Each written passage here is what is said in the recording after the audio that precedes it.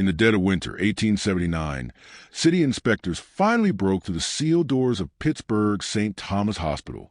What they uncovered inside wasn't just unsettling. It was enough to haunt the American medical community for generations. For 23 years, 67 patients had entered the hospital's so-called divine healing ward.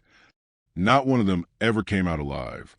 Every single death certificate bore the same cryptic phrase, called by God during sacred treatment. But the real horror wasn't the death toll. It was what lay hidden beneath the chapel floorboards.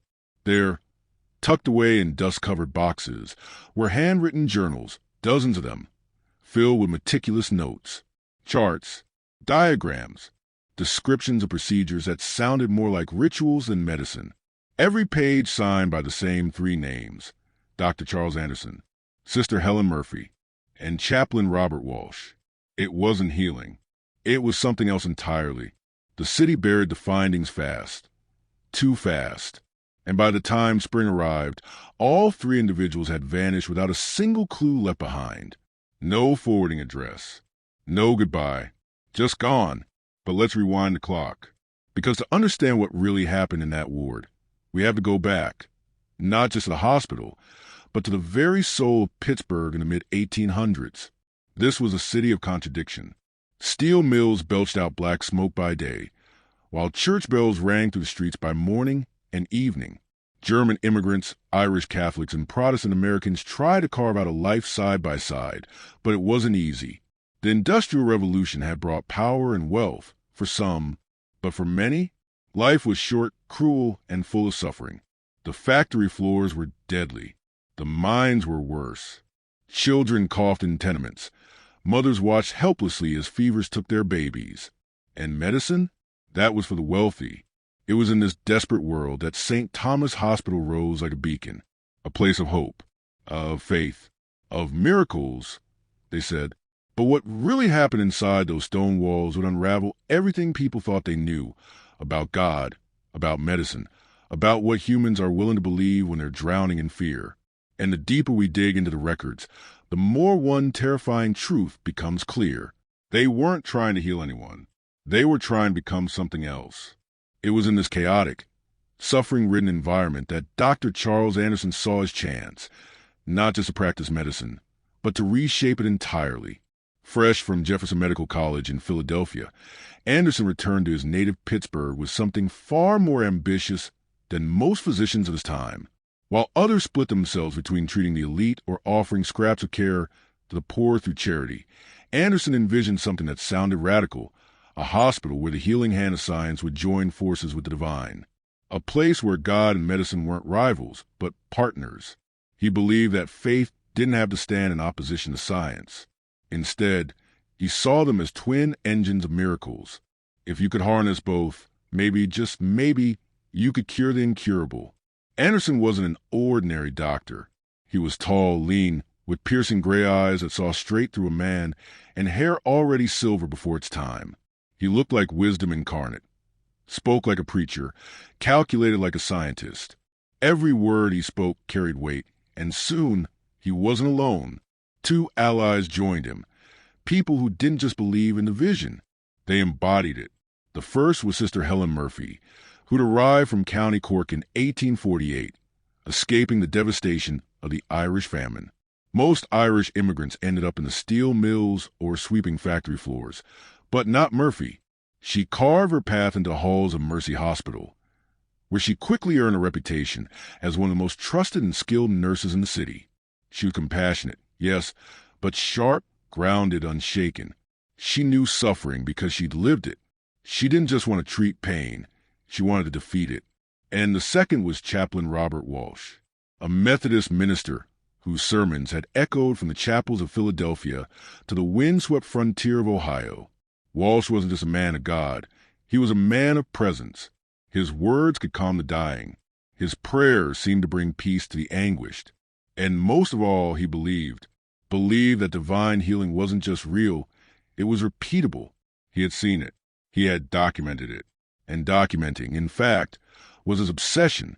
Walsh kept notes on everything, detailed, methodical, exact, a habit that would become both their greatest asset and the thread that would eventually unravel it all.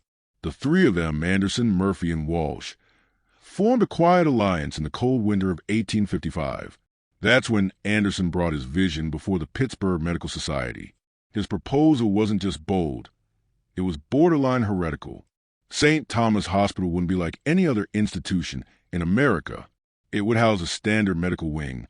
Sure, but that wasn't the heart of it. At the center of this new hospital would be something unheard of, a place set apart, the Divine Healing Ward. Here, the most hopeless cases, the terminally ill, the forgotten, the dying, would be treated not just with science, but with something more: prayer, ritual, blessing, medicine anointed with faith. Anderson claimed that by fusing the most advanced medical techniques of the time with spiritual intervention, they could achieve results no one had ever seen. To some, it sounded like salvation. To others, a dangerous blurring of science and superstition. And so the controversy began. But behind closed doors, the wheels of St. Thomas were already turning. Most physicians called it nonsense, quackery, an insult to medical science. And the clergy? They weren't much kinder. Many of them warned that blending sacred prayer with secular medicine was dangerous, maybe even blasphemous. It felt like tampering with something that wasn't meant to be touched. But Dr. Charles Anderson wasn't rattled. He had prepared for this. He'd studied what was happening overseas, especially in Germany, where a handful of hospitals had started experimenting with a new approach they called holistic healing. Anderson gathered data, testimonies, and statistics from European colleagues who claimed near-miraculous success treating patients once considered beyond saving. His pitch wasn't just spiritual, it was scientific, precise, calculated. But what truly turned the tide wasn't the data. It was the grief. Anderson had gone straight to the hearts of Pittsburgh's most powerful families, those who had suffered the kind of loss that leaves scars deeper than money can cover. The Carnegies had buried their young daughter, taken by consumption. The Mellons had watched helplessly as their eldest son slipped away from typhoid fever. And Anderson offered them something no other doctor dared to: hope. These families didn't just believe in his vision, they funded it, generously, quietly, with broken hearts and open wallets. By the spring of 1856, St. Thomas Hospital stood high above the Allegheny River, nestled on a wooded hill like a temple of healing. It wasn't just a building, it was a statement.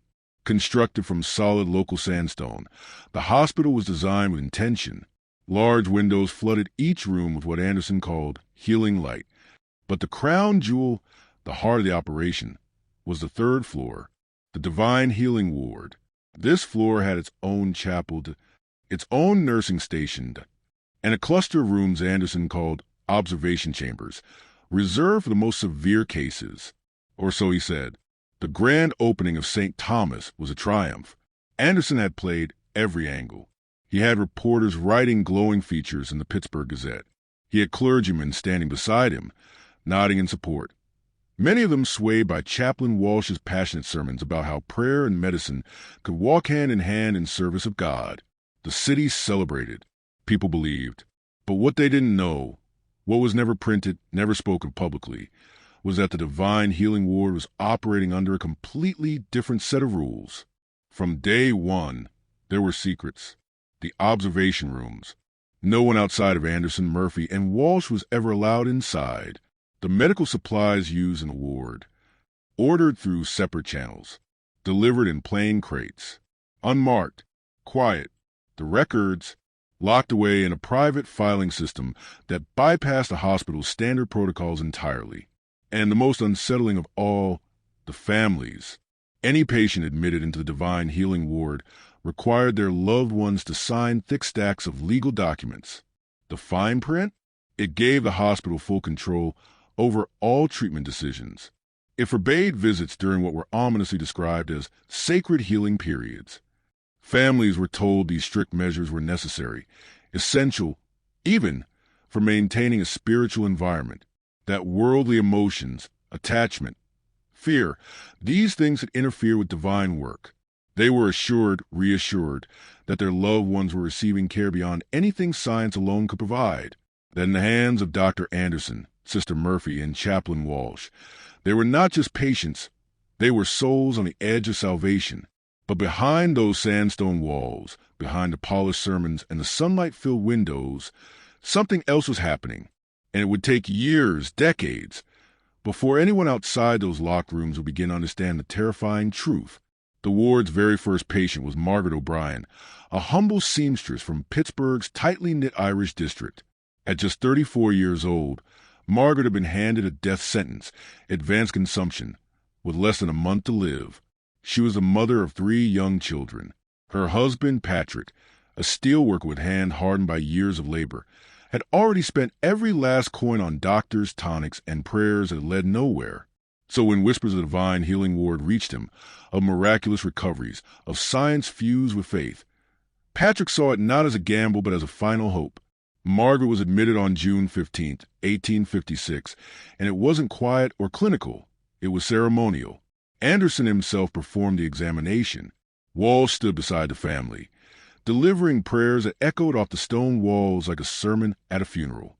Murphy, calm and reassuring, promised Patrick that Margaret would receive constant care, both medical and spiritual. But there was one condition: no visits. The healing process, they were told, demanded total spiritual focus. Family emotions, grief, fear, attachment, could disrupt the divine energy. If they wanted Margaret to have a chance, they had to let her go for now. What actually happened to Margaret O'Brien during her final days remained buried, literally, for more than 2 decades. Only after the chapel floorboards were pulled up and the ward's secret documents were unearthed did the truth begin to claw its way into daylight. According to those records, Margaret's treatment began immediately upon admission, but nothing about it resembled healing. The morning of June 22, 1856 began like every other in the ward. Soft hymns floated through the halls. Prayers whispered at sunrise, nurses gliding silently between beds. But by sunset, something irreversible had taken place. Margaret O'Brien, the ward's first patient, was dead. The official record? Respiratory failure due to advanced consumption. Death occurred during divine prayer. A tragedy, yes, but not unexpected. And yet, something didn't sit right. It was Sister Murphy who discovered her at 6:30 a.m. during her routine medication rounds. Margaret lay on the narrow bed, perfectly still, her hands folded in prayer, her face unnervingly calm. Murphy would later describe her expression as one of divine serenity, the look of a soul peacefully called back to God. That's what she told Patrick when he arrived, that his wife had slipped away like a saint. No pain, no fear, just peace. But what Patrick O'Brien wasn't told is that Margaret had been moved to one of the observation rooms 3 days earlier. These rooms weren't part of the public ward. They sat at the far end of the 3rd floor, locked, silent, untouched by sunlight. And once a patient entered them, they never came out the same way. Margaret was the first, but her death would set the tone for everything that followed. 66 more lives over the next 23 years, each ending with the same explanation, each wrapped in ritual, secrecy, and silence. And it all began with her. The observation room sat at the very end of the 3rd floor, past the chapel, past the prayer stations, down a narrow corridor locked behind a thick oak door. Only 3 keys existed. Anderson had 1. Murphy had 1. Walsh had the 3rd. No one else was permitted beyond that point. The rooms were described in official documents as sanctuaries, sealed chambers of silence for uninterrupted prayer and deep meditation. But in reality, they were something else entirely. The walls were soundproofed, not for peace, but for secrecy. And inside, each room wasn't just a bed. There were strange devices, what Anderson called therapeutic apparatus. Instruments he claimed could measure the spiritual energy generated by healing prayer. He spoke of vibrations, light waves, and divine resonance. To outsiders, it sounded innovative, cutting edge. But to those who would later find the hidden records, it read like the blueprint for a quiet nightmare. Margaret O'Brien's time in that room did not involve comfort, or healing, or rest. Every 2 hours, her vitals were logged with brutal precision. Pulse, temperature, respiratory rhythm, But that was only the beginning. She was administered experimental compounds, substances Anderson had acquired through private correspondence with European physicians operating on the fringes of accepted science. Some of these medications were so new they hadn't even been named. Others were known to be toxic in large doses. Anderson's own notes made no effort to disguise this. The entry for June 21st, 1856, just one day before Margaret's death, was especially chilling. Written in his own neat clinical handwriting, it read, "Subject MO showing expected respiratory depression, following administration of preparation number 7. Pulse weak but regular. Notable absence of pain response. Recommend continued observation through night cycle. RW to maintain vigil and document any changes." That's the night she died. When Patrick O'Brien arrived the next afternoon, he didn't see any of this. What he saw was a scene crafted to feel holy. His wife's body laid out in the main ward, dressed in a pure white gown, surrounded by soft lighting and fresh flowers. Everything was still, peaceful, sacred. Anderson met him with solemn dignity, his voice low, respectful. He told Patrick that Margaret had passed gently in her sleep after a night of powerful, prayerful healing. A soul called home by divine will. Beside him, Chaplain Walsh quoted scripture, his voice warm and reassuring. He spoke of God's plan of mercy, of the eternal peace reserved for the chosen. They told Patrick that Margaret's body had been treated with the utmost spiritual care, that she had been bathed in blessed water, that her burial gown had been prayed over by the clergy. This, they said, was the hospital's sacred protocol, the final step in a healing journey, one where God sometimes chose not to restore life, but to claim it. What they never told him, what no one told any of the families, was that before Margaret was laid to rest, her body had been taken into the basement. There, beneath the quiet halls of St. Thomas Hospital, she was subjected to an extensive post-mortem examination.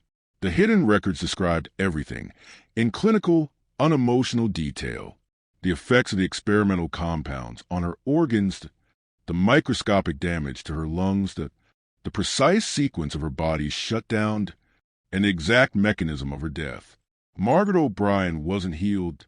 She wasn't even treated in any recognizable sense. She had been used, measured, tested, and studied. Her death, cataloged not as a tragedy but as data, the findings from Margaret O'Brien's treatment and her death were not discarded or grieved over in private. They were meticulously written down and cataloged by Anderson himself, added to a growing collection of what he called his research files. Cold, calculated, and organized, Margaret's funeral was held days later at St. Patrick's Church. The pews overflowed. Chaplain Walsh delivered a eulogy so moving, so drenched in scripture and sorrow, that even hardened steelworkers wept openly. He spoke of Margaret's unwavering faith in the mysterious nature of divine healing. He called her passing not a tragedy, but a sacred transformation. The community grieved the loss of a young mother, but they also clung to something else, hope. In the eyes of many, the hospital had done everything it could. It had tried to save her. And if it couldn't, it had given her something better, a peaceful death in the arms of God. Donations began pouring in. Letters arrived daily, some with money, some with names of dying loved ones begging for a place in the divine healing ward. The hospital's mission, however strange, was striking a deep chord with the city's brokenhearted. But not everyone bought the story. Dr. James Mitchell, a Scottish physician who practiced in Pittsburgh for 15 years, was troubled. He had personally treated Margaret at the free clinic in the Irish district just 2 weeks before her admission. Yes, her consumption was advanced, but stable. Mitchell believed she had months left, maybe more with proper care. When he heard she had died after only 1 week, his concern turned to suspicion. Mitchell went straight to St. Thomas and requested her medical records. Anderson met him in the hospital's main office on July 3rd, 1856, calm and composed, but unyielding. He refused to release the files, claiming they were confidential, sacred. The healing process, he said, was not merely medical. It involved spiritual insights, private prayer logs, and divine revelations. To share those details would be to violate something holy. Mitchell wasn't convinced. "I knew her," he said, his voice rising with emotion. She was my patient for over a year. I know what consumption looks like in its final stages. This wasn't natural. Anderson didn't flinch. Dr. Mitchell, we are not just treating illness here. We are engaging with forces beyond what secular medicine can comprehend. Sometimes, divine healing does not restore the body. It calls the soul home.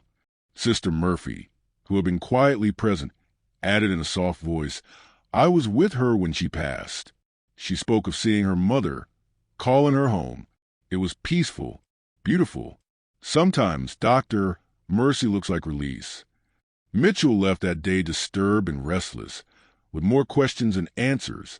He tried raising concerns with his peers, but most were unwilling to challenge Anderson. The hospital was too beloved, its reputation too sacred, and more than that, it was offering something no other place dared to promise: hope in the face of hopelessness. Then came the second death. Just 6 weeks later, Thomas Brennan, a coal miner suffering from severe lung disease, was admitted. Like Margaret, his arrival was marked by prayer, ceremony, and whispered word of faith. He lasted 12 days. Again, the pattern repeated. Initial treatment, hopeful messages, then a quiet transfer to one of the observation rooms that, again, the same result.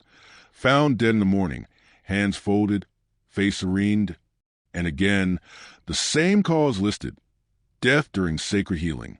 But hidden deep in the chapel floorboards, the truth was being recorded in secret.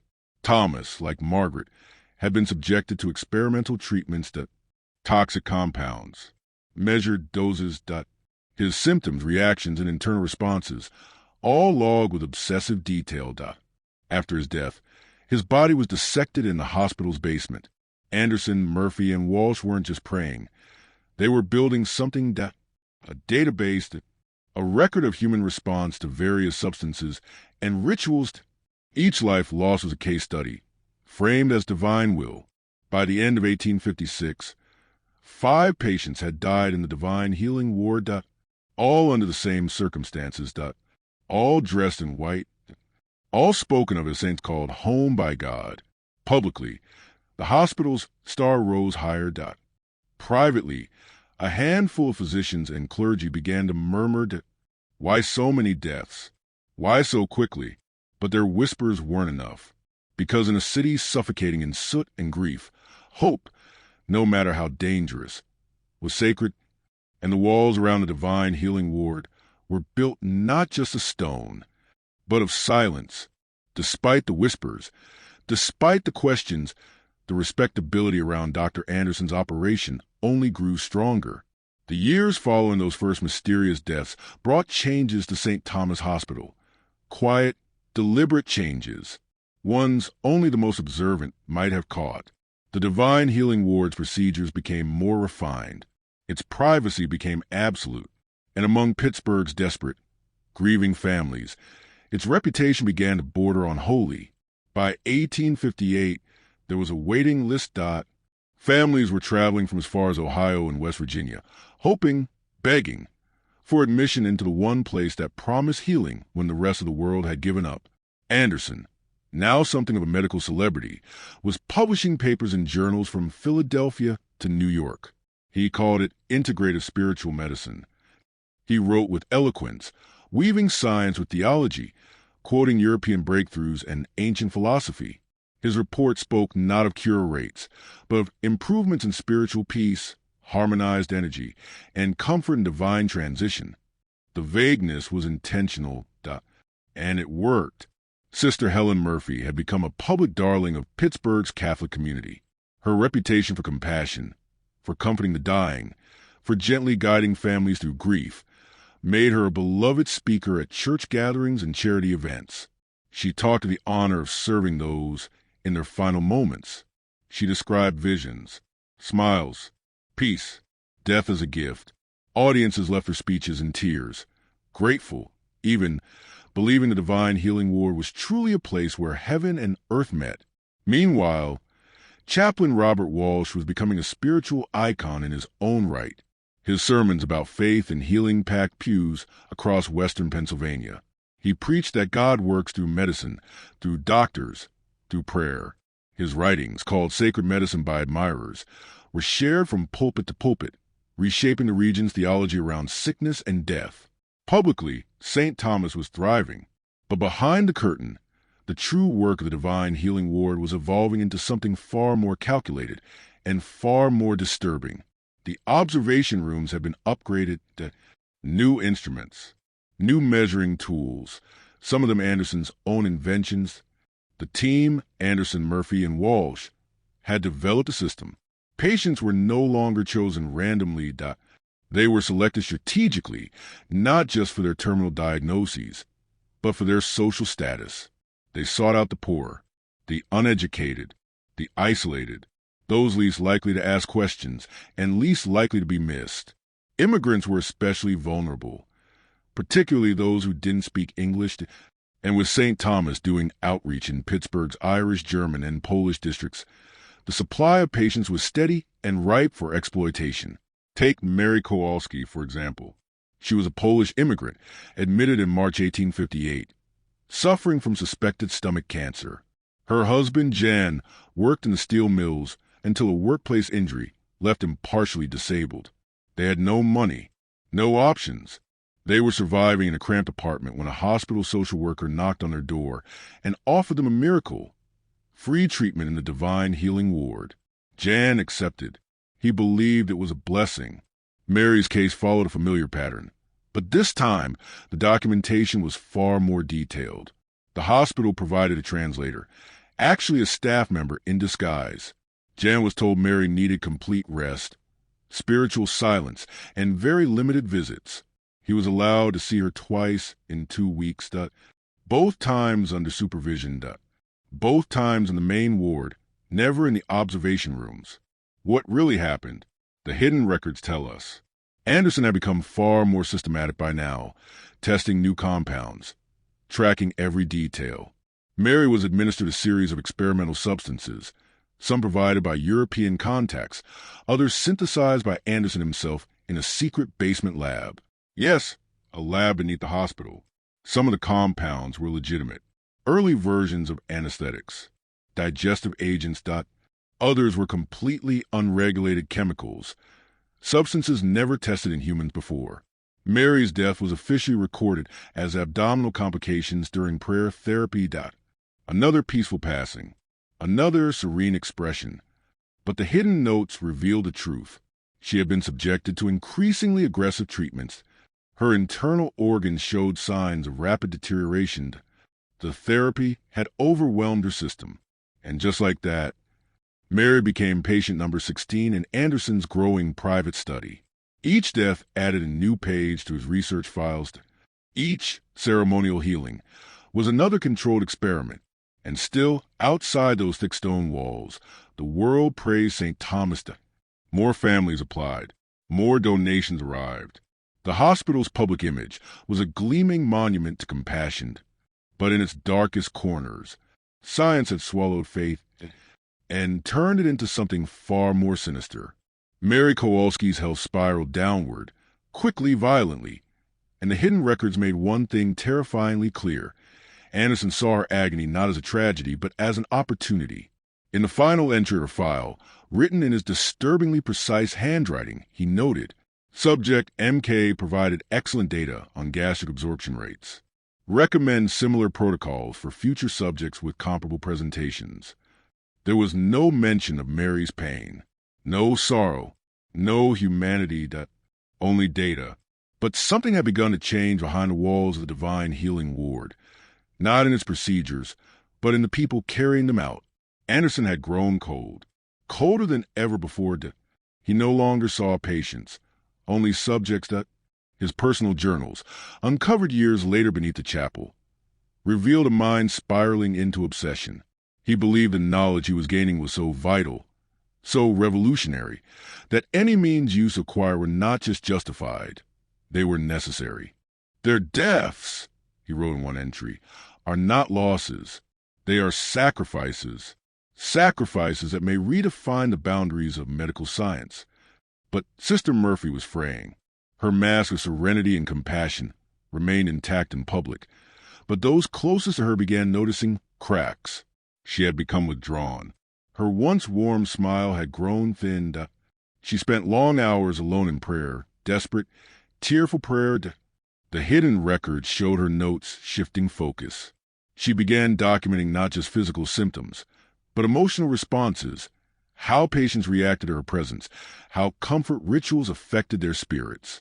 She seemed to be searching for a reason, any reason, to believe what they were doing still had a soul. And Chaplain Walsh? He had crossed a line into something far more disturbing. His faith, once rooted in comfort and care, had become twisted. His private writings, found among the dusty files under the chapel floor, painted a man who no longer believed he was merely assisting in healing, but that he was a vessel of divine purpose.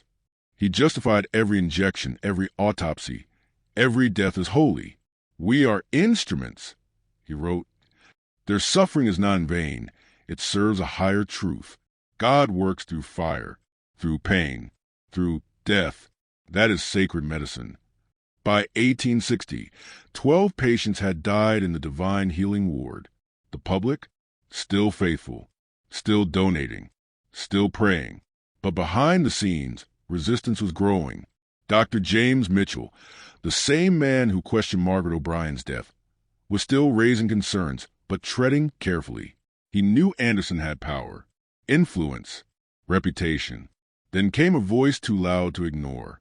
Dr. Heinrich Zimmermann, a German physician newly arrived in Pittsburgh, had been treating a blacksmith named Klaus Wuber for what he believed to be kidney disease. When Wuber's family, desperate and poor, admitted him to the divine healing ward, Zimmermann requested to visit and continue monitoring his patient. Anderson refused. The two clashed publicly in the hospital's front lobby, in front of staff, in front of patients. Zimmermann, his voice thick with German accent, shouted, "This is not medicine. This is hiding behind religion to avoid scrutiny. I have practiced 20 years and never have I seen such secrecy masquerading as healing." It could have led to an investigation. It should have. But then the Civil War began, 1861. And just like that, the entire city was consumed with blood, chaos, and death. The hospitals overflowed. Supplies ran dry. Pittsburgh's entire medical community shifted into war mode. Dr. Zimmermann, he enlisted as a military surgeon and disappeared from the city, and his accusations vanished with him. But for Anderson and his team, the war wasn't a burden. It was a gift. The hospital's main floors were converted into military wards. The Divine Healing Ward was now presented as a civilian sanctuary for terminal cases. But in truth, it became a secret laboratory for wartime experiments. Wounded soldiers, men torn apart by cannon blasts and bayonets, were quietly funneled into the third floor. Their families were told they were being given spiritual comfort in their final hours.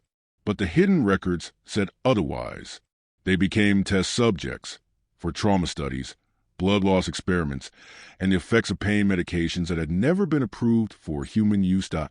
They were sedated, prodded, measured, monitored, their agony, their deaths, documented with scientific glee. And then came the most chilling revelation of all. The operation was spreading. Anderson had begun writing to physicians in Baltimore, Richmond, even New York. He sent them his research, his methods, his protocols. Some replied with disgust, but others, they wrote back with interest. They wanted to know more. How to replicate the system. How to build their own divine healing wards. By the time the war ended in 1865, the hidden records confirmed 28 patients had died in the ward, 28 experiments, 28 lives, each one masked with holy words and lost to silence far darker than death. The hospital's reputation was at an all-time high, and Anderson was hailed as a pioneer of spiritual medicine across America. But beneath that polished exterior, the whole operation was beginning to crack, and the first real trouble came from a most unexpected source.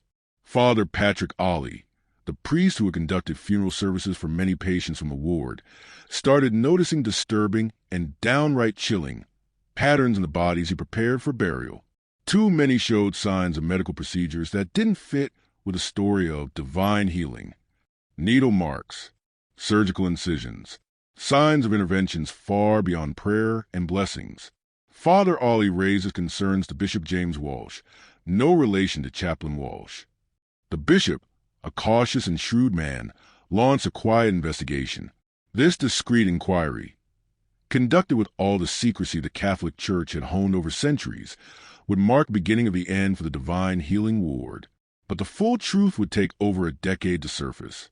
Starting in autumn of 1865, Bishop Walsh instructed Father Ollie to systematically document his observations and to reach out to other clergy who had presided over funerals for the ward's patients. What they uncovered was a disturbing pattern. Bodies bore needle marks and surgical wounds inconsistent with any kind of spiritual therapy. Some patients had died of causes unrelated to their original illness. Signs pointed to experimentation, not natural death. Father Ollie's private journal, later found in the church archives, painted a grim picture. He wrote of Bridge Murphy, no relation to Sister Murphy, who died in 1864 with multiple puncture wounds on her arms and torso. When Father Ollie asked Sister Murphy about these marks, she explained they came from spiritual therapy needles used to channel healing energy. But the wound's depth and pattern told a darker story, something far more invasive than any prayer ritual. The investigation deepened in 1866, when Dr. Samuel Clark, fresh from Harvard Medical School, joined St. Thomas Hospital, assigned to general medical wards. Clark soon observed the ward's strange practices.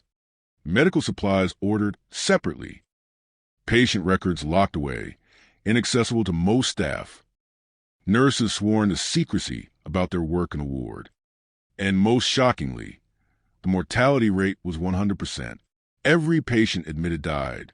Clark's scientific mind couldn't ignore the glaring red flags. He began keeping coded, private records on patient admissions, stay lengths, and causes of death, notes that would become vital evidence years later. Then came the moment that changed everything.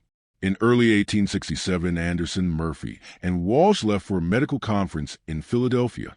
The hospital's usual security was relaxed. Clark used his master key to enter one of the ward's restricted observation rooms, ostensibly to check on a recently admitted patient.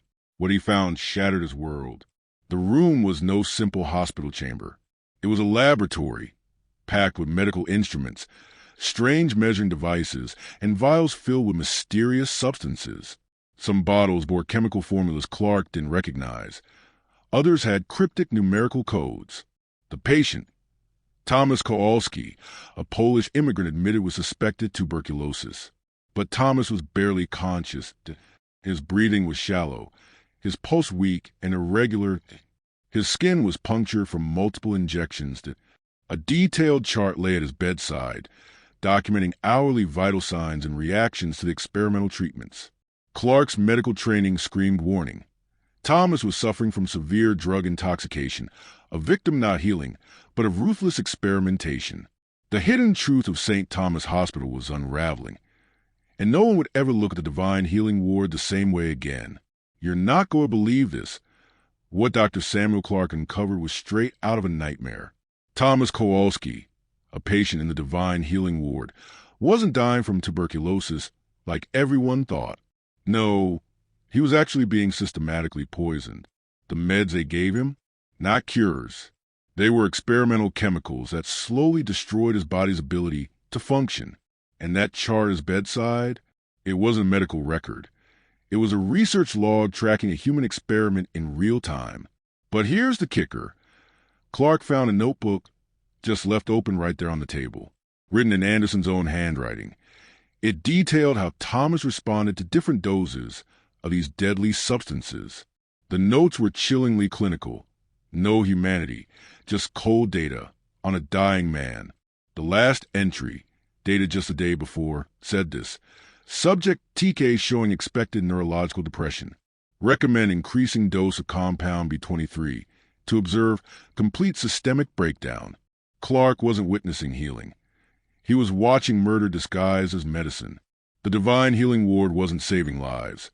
It was using dying patients as test subjects for deadly experiments, all hidden behind a mask of prayer and faith. Now Clark had a choice to make: expose his horror or stay silent. But reporting it meant admitting he broke hospital security and snuck into forbidden areas. Anderson, Murphy, and Walsh were medical legends. Clark, a brand new doctor with no reputation. Who would believe him? So he kept digging, watching every admission, tracking every death. Then he met Margaret Flanagan, a night shift cleaning girl in the ward, who'd seen things no one else knew. Margaret had watched patients move to the observation rooms when they looked better, not worse. She'd seen Anderson, Murphy, and Walsh doing procedures that looked nothing like prayer or healing. She tried to speak up but was told, "You don't understand. This is sacred work. Your job is to clean, not question." Together, Clark's medical expertise and Margaret's first-hand observations began to crack the case wide open. The so-called observation rooms? They were secret labs where terminal patients were tortured with experimental meds and procedures. The spiritual journals weren't prayers. They were scientific data logs detailing how these substances affected humans. And get this, the whole thing was a business. Anderson wasn't just sharing findings with European doctors. He was selling research data from these experiments to pharmaceutical companies across Europe and America. Every patient who died wasn't just a victim. They were an unwilling participant in a profitable human research operation. By 1867, 34 patients had died in the Divine Healing Ward. Each death added more data to this growing monstrous database. Anderson, Murphy, and Walsh had turned the ward into a human laboratory with brutal, standardized testing protocols. But Clark and Margaret's investigation wasn't the only threat to this operation. The Catholic Church was starting to dig too. What happens next? That's a story for another time. But tell me, if you uncovered this kind of secret, would you risk everything to expose it? Drop your thoughts in the comments. And if you want a full story, hit subscribe because we're just getting started.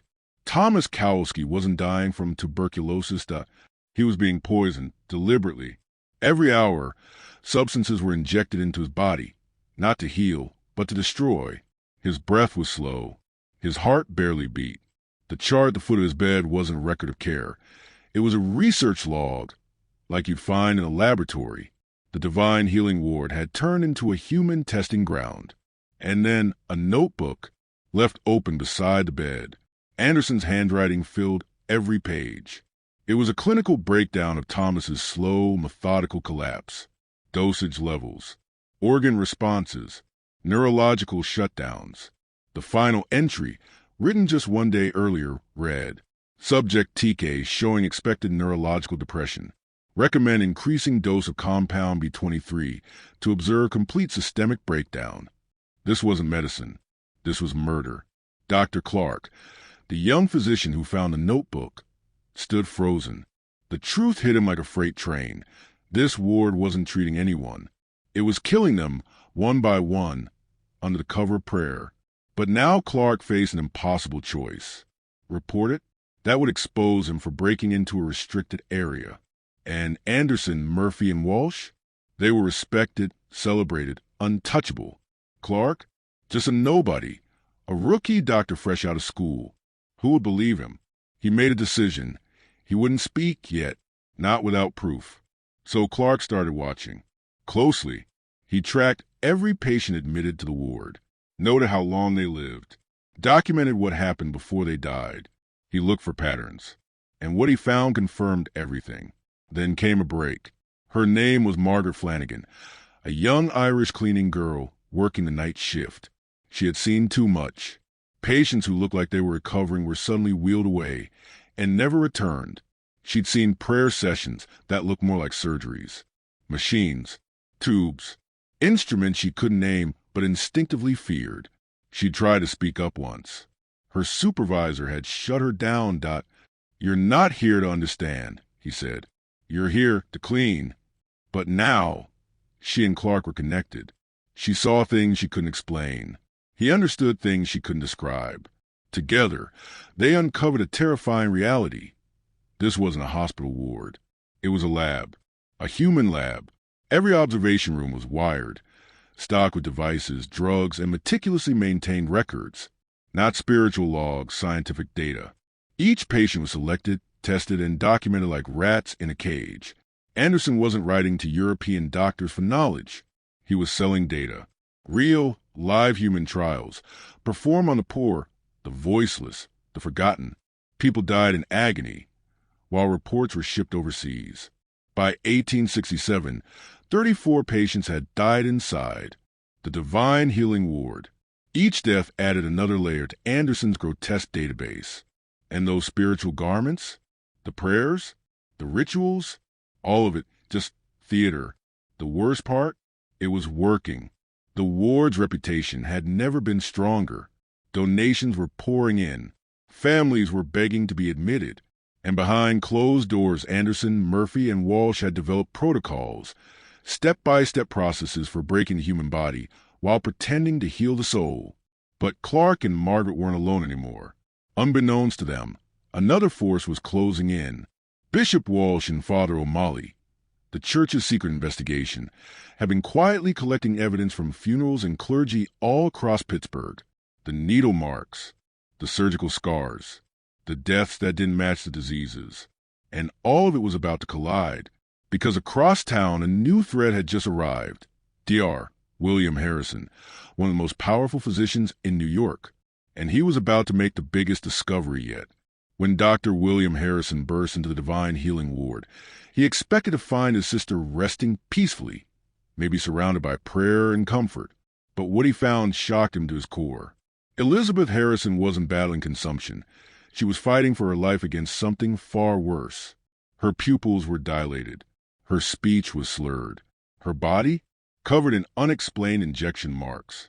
Dr. Harrison, a top physician from New York, and a man who treated some of the wealthiest elites in America, instantly knew what he was looking at. These weren't symptoms of lung disease. This was drug intoxication. Systematic, repeated, precise. Sister Murphy, standing nervously by Elizabeth's bed, tried to play it cool down. These are blessed medications, she said. They interact with the soul, not just the body. But Harrison had heard enough. This is not divine healing, he snapped. This is opiate poisoning, and possibly mercury exposure. What have you done to my sister? For the first time in years, Sister Murphy cracked. Her polished facade wavered. The lies were catching up.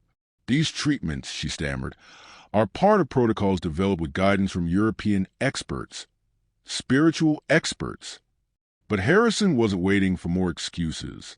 He launched into a full medical examination of his sister, right there in front of stunned staff. Every note he took would later be used as evidence. Elizabeth's arms and torso revealed rows of precise injection sites. Each puncture seemed to follow a pattern, like test points, like she was a lab rat. Then came the most horrifying moment of all. Between moments of drug-induced haze, Elizabeth spoke. She whispered about being taken to another room, a room where she was injected, where they asked her questions about how she felt, where someone always wrote things down, coldly like a scientist. And in that moment, Harrison realized the truth. His sister was a victim of human experimentation, not prayer, not healing, but deliberate, methodical testing. The ward wasn't a sanctuary. It was a secret lab. And now, Harrison was going to blow it wide open. He demanded her medical records, threatened to call the police, declared he'd expose everything to the medical world. But Anderson wasn't ready to let it all unravel. And so, he made a deadly decision. That night, Elizabeth Harrison was found dead. Official cause? Respiratory failure due to advanced consumption. But the hidden files told a darker truth. Anderson had administered a massive dose of an untested substance when he was researching for an effect on the lungs. It was murder, disguised as mercy. Harrison was devastated, furious, out for justice. He demanded an autopsy, denied. Anderson's influence ran deep.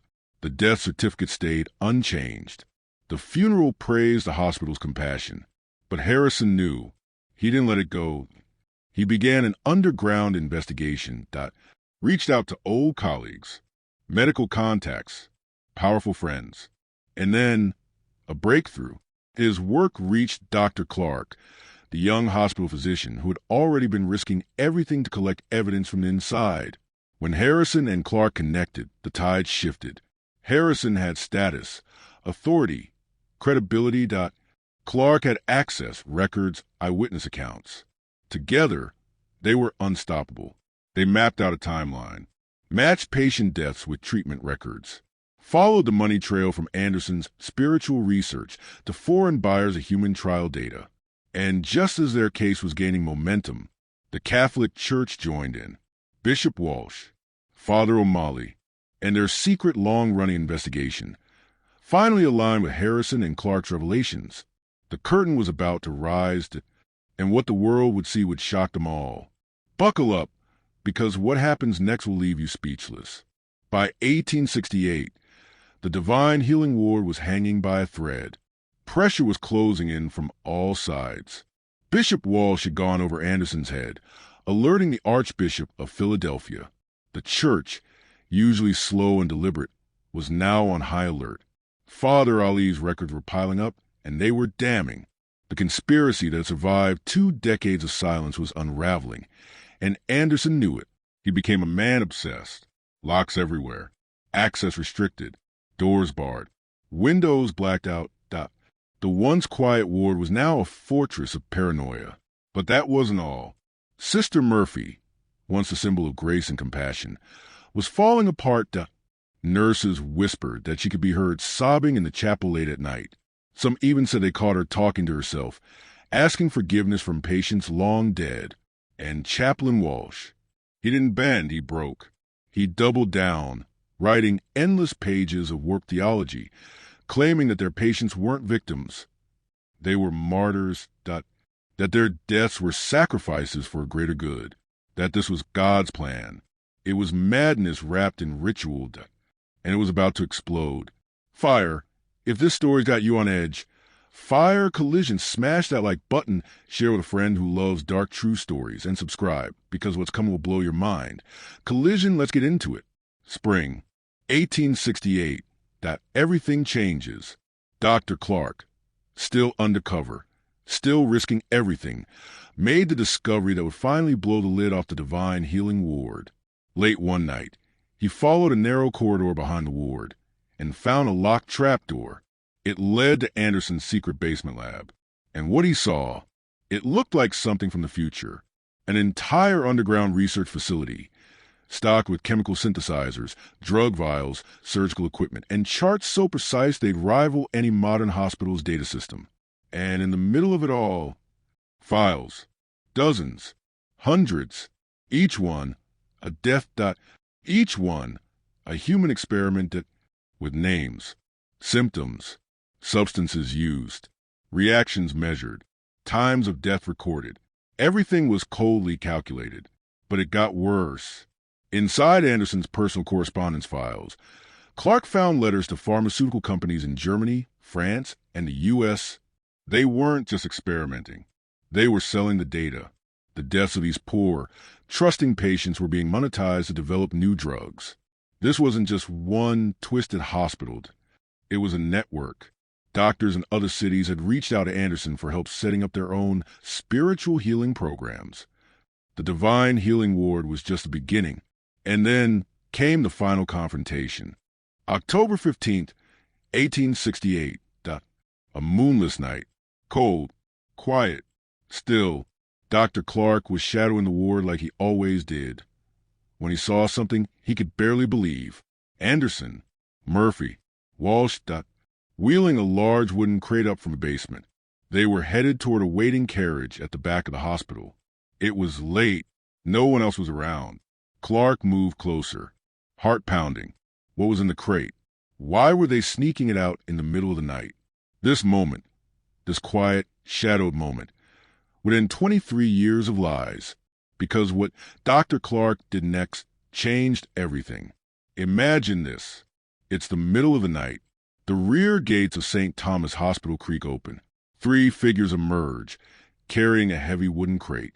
It's Anderson, Murphy, Walsh. They're sweating, not from the weight, but from what's inside that crate. Clark is watching, hidden in the shadows. He trails them silently as the carriage vanishes into Pittsburgh's industrial maze. Smoke, steel, fire belching from factories. The kind of scene where secrets don't echo, they disappear. But not tonight. The carriage stops at a massive, windowless warehouse near the Ohio River. Clark slips inside after them, and what he finds is like something out of a nightmare. Package this warehouse.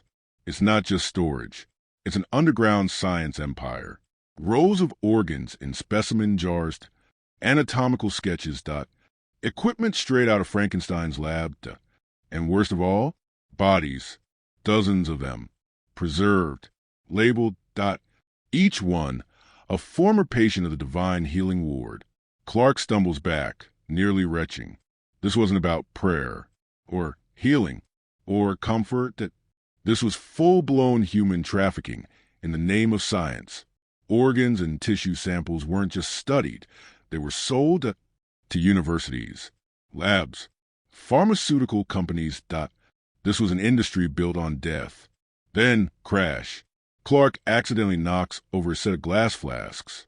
Eyes of conspirators freeze. Anderson turns, eyes locked on Clark. "Dr. Clark," he says calmly, "I didn't expect to see you here." It was the same tone he'd used to reassure grieving families, the voice that soothed mothers while their children were being prepped for experiments. But Clark doesn't flinch. "I know everything," he says. "The labs, the drugs, the murders. It ends tonight." And that's when it happened. They didn't deny it, not one word. Instead, they began to defend it. Anderson stepped forward. "You don't understand," he insisted. "We've revolutionized medicine. The lives we've sacrificed will save millions. They were dying anyway. We gave their deaths purpose." Then Sister Murphy, always the quiet, gentle one, spoke up. "They came for spiritual healing," she whispered. "We gave them release from suffering. A beautiful sacrifice, a gift to mankind." But it was Chaplain Walsh who delivered the final, most twisted blow. This was God's will.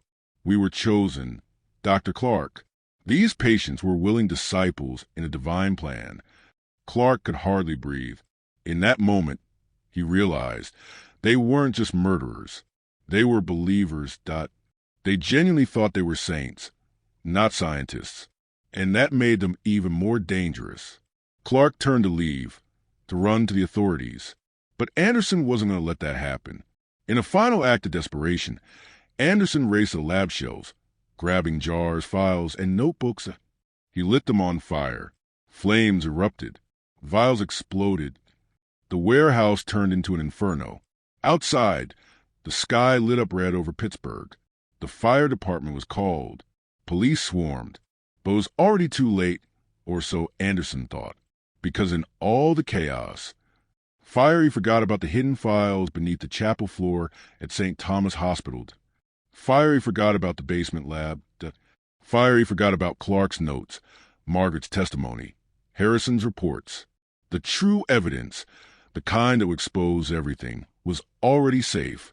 And now, with the fire blazing and the city watching, the truth was about to go public. Collision, the biggest medical cover-up in 19th century America, was about to fall apart. And what happens next is bigger, darker, and more shocking than anything we've shown so far. Backhand index pointing right, stay tuned. The downfall of Anderson, Murphy, and Walsh is coming, and justice is only just beginning. Fire boom. The warehouse was engulfed in flames, but it was too late. The secrets of the Divine Healing Ward were no longer secrets. Investigators swarmed the scene within hours. What they found was straight out of a horror movie. Charred research files, glass jars of preserved body parts, burned out medical equipment, and the sickening smell of death. But even half-burned, the evidence screamed the truth. This was a human experimentation lab, hidden inside a hospital for 23 years. Telephone receiver that same night, Dr. Harrison, the man who lost his sister, arrived at the scene. Clark had warned him, but even he wasn't prepared for this. What he saw confirmed his worst fears. His sister hadn't just died, she'd been murdered, so her body could be sold to science. But get this, what they uncovered next blew the investigation wide open. Bust in silhouette 67 patients. Dead. Every single one killed by systematic experimentation, disguised as spiritual healing. But that was just the start. The paper trail? It exposed everything. Anderson, Murphy, and Walsh had been selling human research data to top pharmaceutical companies around the world.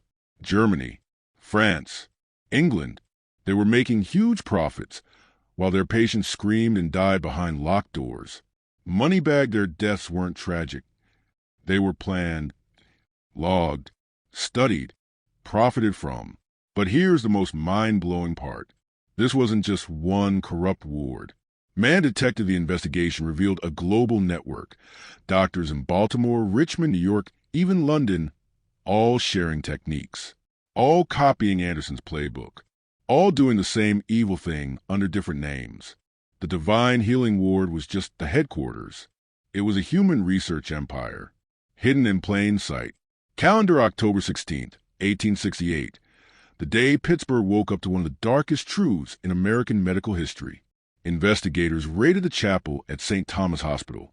Beneath the floorboards, they found dozens of hidden research files, patient names, medical histories, dosage experiments, post-mortem dissections, financial records tying everything to European pharmaceutical firms. This wasn't just murder. This was a global business in human suffering. And then the final domino fell. Candle the morning of October 17th. Sister Murphy was found dead in her quarters. She had taken the same poison they had used on their patients. Next to her body, a letter, and in it, the chilling words, "I believe we were serving God's plan, but we were only serving our own pride and greed. The faces of the dead haunt me. May God forgive me for the evil I've done in his name." Man kneeling, she had cracked. After years of silence, her guilt finally caught up with her, and as the world watched the scandal unfold, Chain's chaplain Walsh was arrested at his home. Police found volumes of twisted theology in his study, journals where he convinced himself that murder was divine service, that every victim was a martyr, sacrifice for the future of mankind. He wasn't just guilty, that he was proud of what they'd done. This was more than science gone wrong. That it was faith twisted into fanaticism. Collision, but now it was all exposed. Every lie, every cover-up, everybody. Clark and Harrison had brought down a monster that spanned continents and changed the course of medical ethics forever. But the story isn't over, because as one empire of darkness collapsed, new questions rose. How many other hospitals were hiding secrets like this? How far had the network spread? And how many victims were still unknown? In a Black Speech Bubble in the next episode, we follow the trail beyond Pittsburgh into a hidden chapter of history that the world was never meant to see. You won't believe what we found next. Collision, you won't believe what happened next. Chaplain Walsh, the man who claimed to speak for God, sat in an interrogation room with zero remorse on his face. "I don't regret anything," he said. "We were divinely chosen, instruments of God's plan. Those people didn't just die. They became immortal through our work." He actually believed the people they murdered were blessed for being used as test subjects. That's how twisted this had become. Man detective, but the biggest twist? Dr. Anderson disappeared the night of the warehouse fire. Poof, gone. No body, no trace. Some thought he burned in the fire. Others were convinced he escaped, and that the fire was just a distraction. Light bulb, that theory turned out to be terrifyingly accurate. Investigators traced Anderson's letters, and they didn't just find escape plans. They found a massive underground network of doctors across 6 cities doing the exact same thing. Fake charity clinics, healing centers, faith-based hospitals, all using terminal patients for research, all built from Anderson's original blueprint. This wasn't just a scandal. It was a global conspiracy. Police, Scarlet federal agents, and international police jumped in, and the truth? More disturbing than anyone imagined. Broken heart families of the 67 known victims were shattered. People like Patrick O'Brien, whose wife Margaret was the first to die in 1856, took the stage at a packed town hall. "They told us our loved ones were in God's hands," he said, "but they were in the hands of monsters. We gave them our dying wives and children, and they turned their pain into profit. The legal fallout was massive. Chaplain Walsh was convicted of multiple murders and sentenced to life in prison, but 2 years in, he died mysteriously in his cell. Some say karma caught up with him. Others believe he was silenced. Globe show in Europe, Africa, meanwhile, doctors tied to Anderson's network vanished, some arrested, others gone without a trace. Pharmaceutical companies who bought the data tried to deny involvement, but the documents told a different story. And while some families won settlements, there's no dollar amount that can erase this kind of betrayal.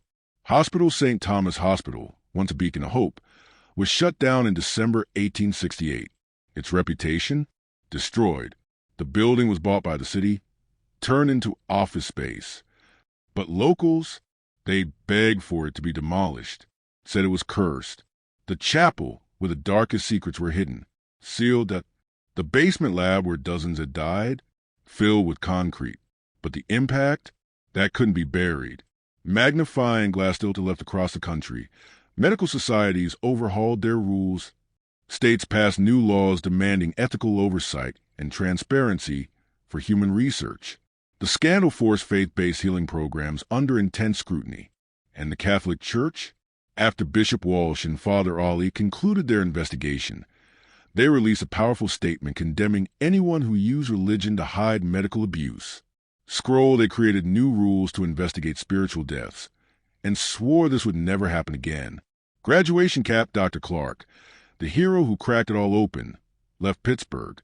He moved to Boston and became one of the first champions for medical ethics and patient rights. His work helped lay the foundation for protections we have today. Soap and Margaret Flanagan, the cleaning girl who risked everything. She was offered a job at Massachusetts General Hospital, trained as a nurse, and became a fierce advocate for patient safety. Her testimony destroyed Chaplain Walsh in court. Balanced scale, she wasn't just a witness. She was a warrior for truth. This story shows what happens when trust is weaponized, when people who claim to serve faith and science twist both to serve only themselves. I'm in a black speech bubble, and it reminds us the greatest evil doesn't always come with a knife or a gun. Sometimes it wears a white coat. Sometimes it carries a Bible. And sometimes it smiles as it kills. Because behind every miracle, behind every promise, we have to ask, at what cost? Clapperboard, the divine healing ward, is gone. But the lessons, they're just beginning. Stay tuned, because what we uncovered next will shake you to your core. Movie camera, this is the story of how a place called the Divine Healing Ward became one of the darkest stains in American medical history. It was a trusted institution, a hospital built on faith, healing, and hope. But behind the prayer circles, behind the white coats, behind the glowing reputation, was a horrifying machine of cruelty, fueled by greed and masked with compassion. Hospital the Divine Healing Ward scandal showed the world something terrifying. Even the most respected institutions can become monsters if no one is watching. Broken heart families have placed their dying loved ones into the arms of what they thought were angels. They were promised healing. They were promised comfort. They were promised peace. Instead, they were drugged, experimented on, and ultimately murdered for money. The betrayal wasn't just physical. It was spiritual, psychological, deeply human. These families didn't just grieve death, they grieved trust itself. But from this darkness came the light of unbelievable courage. Adult medical symbol Dr. Clark, risking his entire career to blow the whistle, man Judge Dr. Harrison, refusing to stay silent about his sister's death, folded hands Father Ali, standing tall against institutional pressure. Together, they exposed the truth, and in doing so, made sure those 67 souls didn't die in vain. Their actions sparked reform. They ignited the first real protections for patients in American hospitals, and they reminded us that even one voice can change history. Classical building today, the old building that housed St. Thomas Hospital still stands. Renovated, cleaned, turned into Pittsburgh's municipal archives. But the past doesn't vanish with a coat of paint. Ghost visitors still report a strange chill on the 3rd floor, the site of the Divine Healing Ward. They say the air feels wrong, heavy, like the building remembers. And down the hill, near the Allegheny River, lies a small cemetery where most of the victims were buried. There's a memorial stone raised in 1895, etched with 67 names, and a single line that stops everyone in their tracks, in memory of those who suffered in trust, and in commitment to ensuring that such betrayal never occurs again. It's more than a grave marker. It's a warning. Man detective, but here's the final twist. Some experts believe this isn't over. Scroll the letters, the missing files, and Anderson's mysterious disappearance all hint at a much bigger network, one that may have stretched across the country. Could there be more victims? Could some of these dark experiments have continued in secret long after Pittsburgh's scandal was exposed? We don't know. Not yet, but the questions still haunt us. Speech balloon, so now it's your turn. Do you believe this was a whole truth? Or are there still secrets buried beneath the floorboards of history? Leave your thoughts in the comments below. And if this chilling tale struck a nerve, bell hit that subscribe button. Puzzle piece turn on notifications. Outbox strays share this story with someone who believes the past still has power. Clapperboard, because next time we're diving into another real, dark, and forgotten secret from America's shadowed past. You won't believe what we found next. See you in the next one.